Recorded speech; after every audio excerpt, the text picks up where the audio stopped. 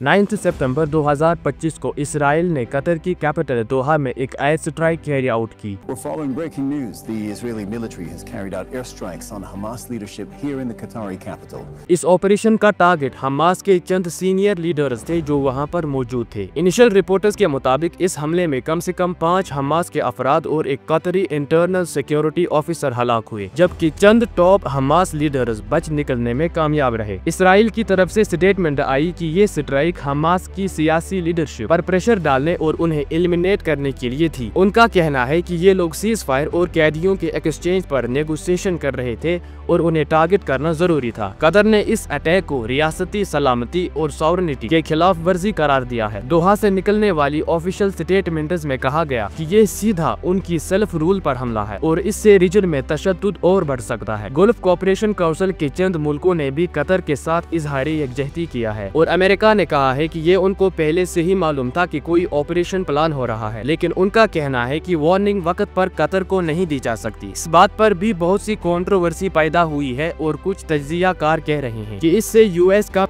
Role कमजोर हो सकता है। मिडिल ईस्ट में इस वक्त टेंशन बढ़ गया है। बहुत सी मुस्लिम कंट्रीज और कुछ यूरोपियन कंट्रीज भी इस हमले पर अपनी सख्त कंसर्न जाहिर कर रहे हैं। तज्जियाकार कह रहे हैं कि अगर ये सिलसिला जारी रहा तो रीजन में नए सियासी और फौजी ब्लॉक्स बन सकते हैं। इस पूरे वाकये ने सीज फायर और हॉस्टेज डील पर चलने वाली बातचीत को मुश्किल में डाल दिया है। अब देखना यह है कि आने वाले दिनों में कतर, इसराइल और बाकी स्टेक होल्डर्स इस सिचुएशन को किस तरह हैंडल करते हैं और इंटरनेशनल कम्युनिटी का क्या रिएक्शन होता है।